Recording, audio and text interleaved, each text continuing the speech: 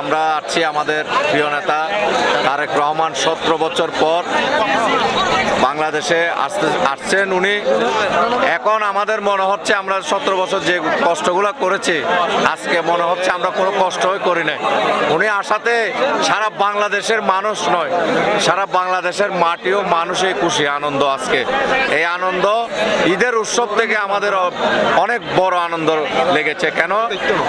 সেটা হচ্ছে আমরা 8 ঘন্টা ট্রেনে না বসে দাঁড়িয়ে এসেছি এবং রাত 8টা ট্রেনে উঠছি, এখনো পর্যন্ত আমরা ঢাকার বুকে দাঁড়ানোতে আছি। এই কষ্টগুলো আমাদের কষ্ট মনে হচ্ছে না, শুধু আমাদের নেতা আমাদের এই তারেক রহমান সাহেব যে আমাদের দেশে আসছে, ইনশাআল্লাহ উনি জনগণের ভোটে নির্বাচিত হয়ে পার্লামেন্টে যাবে। উনি 31 দফার যে রূপরেখা রেখেছে উনি অক্ষরে অক্ষরে সব পরিকল্পনা উনার বাস্তবায়ন করবে ইনশাআল্লাহ। সবাইকে ধন্যবাদ, আপনাকে ধন্যবাদ। আসসালামু আলাইকুম। এখানে সারা বাংলাদেশ থেকে মানুষ আসছে অনেক কষ্টের বিনিময়। তারেক রহমানের উপর আমার প্রত্যাশা, ওনার কথাবার্তা, ওনার বক্তব্য যেগুলা বলে আমি অক্ষর অক্ষরে বিশ্বাস করি। ওনার আদেশে আমরা রাজনীতি করি। ওনার আব্বাজান স্বাধীনতার ঘোষক শহীদ প্রেসিডেন্ট জিয়াউর রহমানের আদেশে আমরা রাজনীতি করি। আমাদের 3 বারের প্রধানমন্ত্রী আপসীন দেশনেত্রী বেগম খালেদা জিয়ার আমরা সৈনিক এবং আমরা তারেক রহমানের উপর আস্থা রাখতে পারি।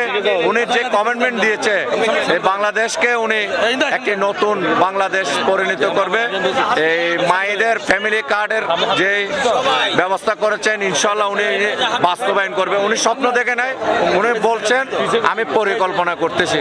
উনি কৃষি খাতে দেখবেন, স্বাস্থ্য খাতে দেখবেন, উনি এই বেকারত্ব মুক্ত করবেন ইনশাআল্লাহ, ঘরে ঘরে চাকরি দিবে এবং নিত্য প্রয়োজনীয় জিনিসের মধ্যে উনি বেশিরভাগ প্রাধান্য রাখবেন। উনি যে কোনো বিনিমূল্যে যেন জনগণ না বিশ্বাস না উঠে, সেজন্য উনাকে সারা বাংলাদেশের মা বোন মুরব্বীরা সবাই ইনশাআল্লাহ ওনার জন্য দোয়া করতেছে। এখানে এসে ওনার জন্য দাঁড়িয়ে রয়েছে ঘন্টার পর ঘন্টা।